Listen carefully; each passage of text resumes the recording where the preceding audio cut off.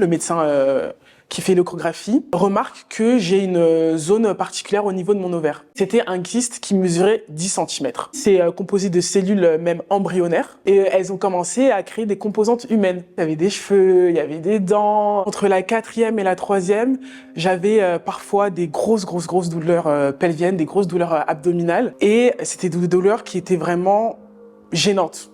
C'est-à-dire que quand je les avais, si je marchais, je m'écroulais par terre. J'en parle à ma mère, forcément. Je lui dis, voilà, écoute maman, de temps en temps, j'ai mal au ventre. Et à chaque fois, elle me disait, oui, on va aller consulter. Mais en fait, les douleurs, elles n'étaient pas sur la longue durée. Ce qui fait que, en fait, à chaque fois, je lui disais, bon, là, j'ai mal, mais comme le lendemain, j'avais plus mal, on s'inquiétait pas plus que ça. Et puis, on n'est jamais allé consulter, en fait. Ces douleurs-là, elles ont continué tout au long de mon cycle scolaire. Donc, j'ai fait ma 4e, j'ai fait ma 3e. La seconde aussi passe. Et en première, je déménage et j'arrive dans un lycée où il y a le cross. Le cross, c'est on va dire une compétition sportive. Généralement, ça se passe entre élèves d'un même groupe scolaire et en fait, on court. C'est une certaine distance. Je suis pas du tout fan du cross. J'aime bien le sport de façon générale, mais courir, c'est vraiment ma hantise. J'avais un camarade de classe. Il réussit à me faire une petite dispense, donc je déroge au cross. Et en terminale, il y a le bac. Sauf qu'au bac, il y a bac de sport. Et encore le cross. Si je ne réussis pas à avoir une dispense, je suis obligée de courir parce que sinon c'est 0 et 0 au bac, ça fait un peu mal dans la moyenne. J'ai plus le même camarade dans ma classe qui était juste mon camarade d'ailleurs et pas mon ami, donc je n'ose pas trop retourner vers lui pour avoir une seconde dispense. J'entends des petits bruits de couloir, comme quoi il y a des petites dispenses qui traînent, etc. C'est une amie qui m'en parle, une de mes meilleures potes, elle me dit bon, il y a quelqu'un dans ma classe qui fait des dispenses, je peux t'en faire une, etc., etc. Le jour du cross arrive, je me lève le matin et je me dis bon, il s'agirait quand même de se faire une vraie dispense parce que ta dispense à 2 francs 6 sous là, ça va pas tenir longtemps, là c'est le bac, faut être sérieux. Et je me souviens de cette douleur que j'avais en 3e, en 4e, en seconde, même en première, mais que j'avais un peu moins en terminale. Et je savais que cette douleur, dès que j'en parlais à ma mère, c'était vraiment l'excuse pour rester à la maison et rester au lit. Je parle à ma mère de cette douleur en lui faisant croire que j'ai mal. Je lui dis, maman, est-ce qu'on peut aller chez le médecin? Donc on va à la maison médicale qui est à côté de chez moi, qui est ouverte jusqu'à minuit. J'y vais le soir et je fais croire au médecin justement que j'ai ces douleurs-là. Le médecin m'ausculte, il palpe un peu à gauche, à droite, et il me dit, écoutez, je pense que vous avez une tendinite aux ovaires. Moi, je le regarde en mode, bon, ok, pourquoi pas. Moi, je savais que j'avais rien à ce moment-là. Dans tous les cas, il a posé le diagnostic.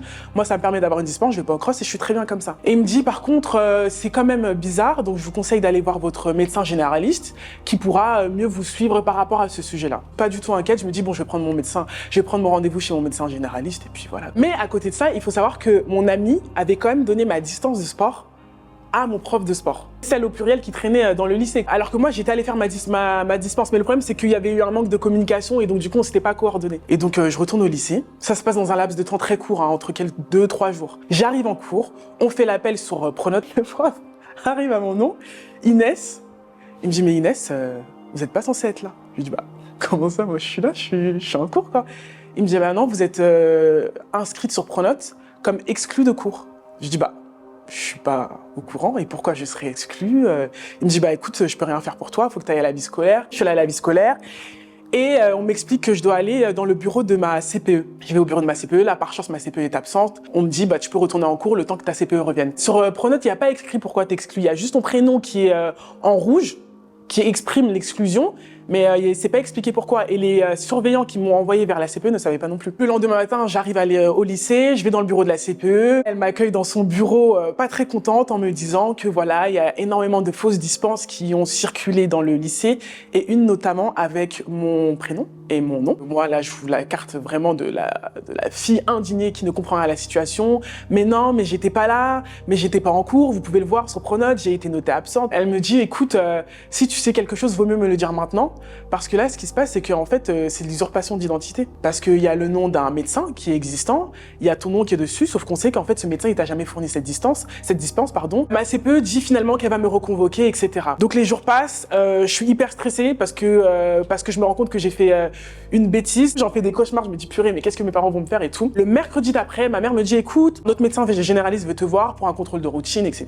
Tu commences à grandir, faut voir le médecin un peu plus souvent. Je me dis, ok, pourquoi pas. Je vais chez le médecin, ma mère m'y accompagne quand elle rentre du travail. J'arrive dans le bureau du médecin et elle me dit, bon Inès, tu sais pourquoi tu es là? Je dis, oui, pour un contrôle de routine. Enfin, en tout cas, c'est ce que maman m'a dit. Elle me dit, oui, non, c'est pas exactement pour ça. Je te convoque dans mon bureau parce qu'il y a des fausses dispenses qui ont circulé dans ton lycée. Parmi toutes les personnes qui ont fait une fausse dispense, il y a ton nom qui figure. En fait, il s'avère que sur cette dispense qui avait été faite, c'est le nom de mon médecin généraliste qui figurait sur la dispense.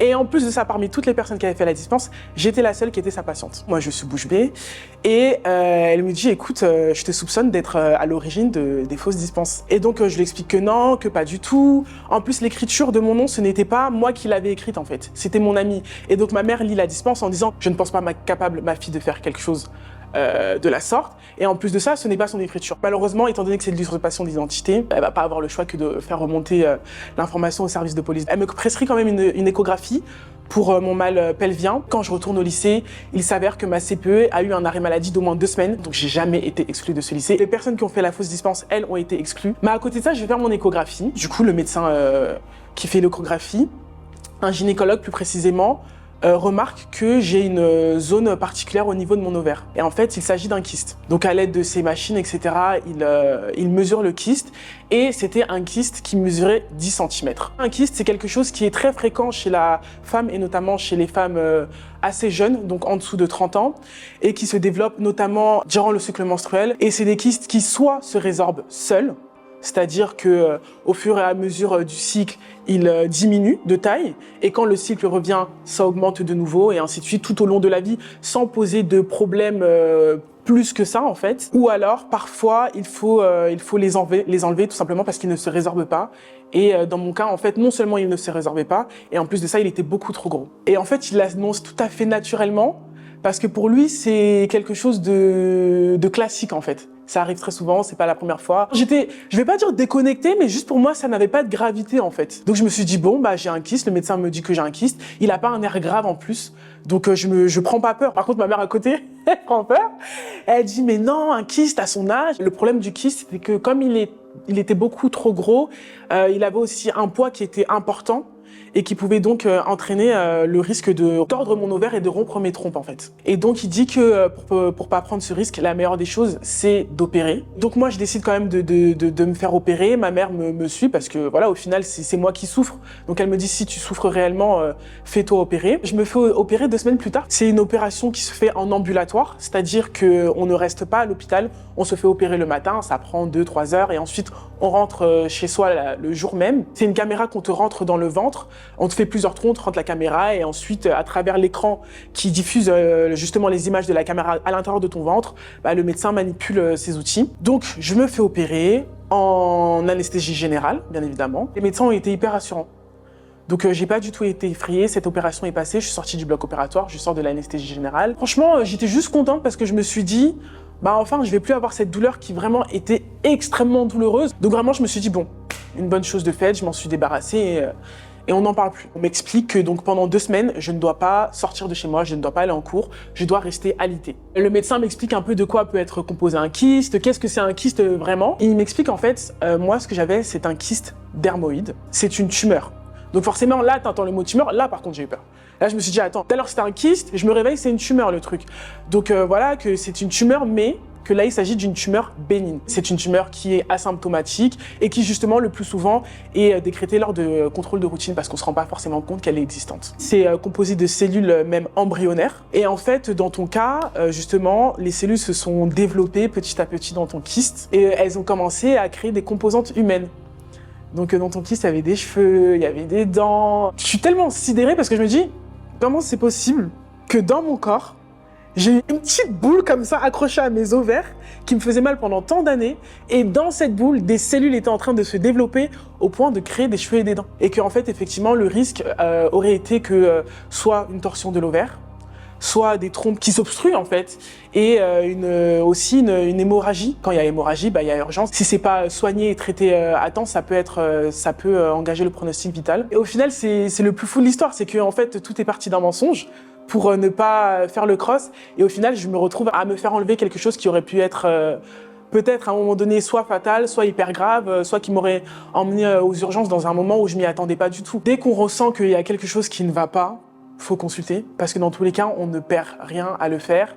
Et forcément, si on sent qu'on a mal quelque part, si on sent une douleur qui est anormale, c'est qu'il y a quelque chose qui se passe. Il faut pas forcément laisser traîner les choses parce que moi, pour ma part, j'ai réussi à le découvrir grâce à un mensonge et lors d'un contrôle finalement qui était quand même de routine. Mais il y a certaines personnes qui ont appris l'existence de leur kyste d'une façon beaucoup plus dramatique. Il faut savoir que même si on t'opère, même si tu l'élimines par voie médicamenteuse, le kyste peut toujours revenir. Pour ma part, jusqu'à présent, il n'est jamais revenu. J'ai plus aucune douleur, j'ai plus jamais eu mal. Par contre, j'ai des cicatrices, j'en ai 3. J'en ai 2 en bas du ventre et une à l'intérieur du nombril. Je suis ravie de mes cicatrices. Je préfère ça à la douleur du kyste.